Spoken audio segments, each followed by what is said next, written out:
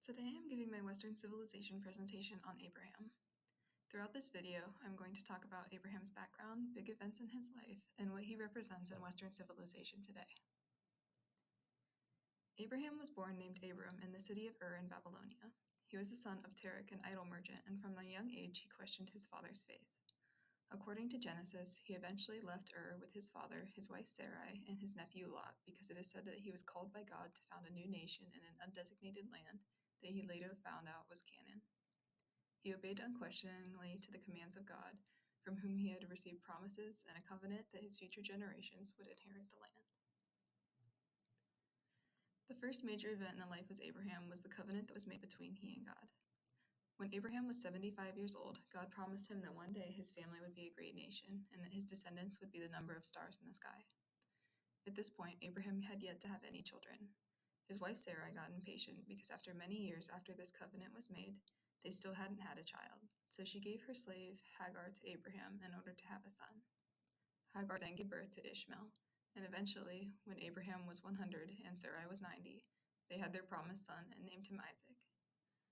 After the promise was carried out, their names were changed from Sarai to Sarah, and from Abram to Abraham, which means the father of many nations, or the father of multitudes. A second major event in Abraham's life was the destruction of Sodom and Gomorrah. This event appears in Genesis, but is also referenced throughout the Old and New Testaments of the Bible, as well as the Quran. In the biblical account of this story, God revealed to Abraham that Sodom and Gomorrah were to be destroyed for their sins. Abraham pleaded for the lives of any righteous people living there, especially for the lives of his nephew Lot and his family. Abraham seemed to negotiate with God on behalf of the righteous in the two cities. God first agreed to spare the cities if 50 righteous people could be found, and eventually agreed to spare them if 10 righteous people could be found. Two angels, who appeared as men, were sent to Lot and Sodom, but were met with a wicked mob who asked for the newcomers. It said that Lot offered the mob his daughters instead, but this only further enraged the mob, who were then struck blind by the angelic guests. Finding only Lot and his family as righteous among the inhabitants, the angels warned Lot to quickly evacuate the city and to not look back.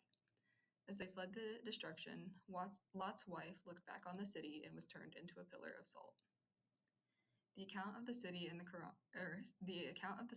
Quran is similar, though the cities are not mentioned by name. This account says that Abraham pleaded for Lot's people, but was told that the chastisement could not be averted. Lot was grieved when the messengers told him of the fate of his people, and as in the biblical narrative, offered his daughters in vain to the mob.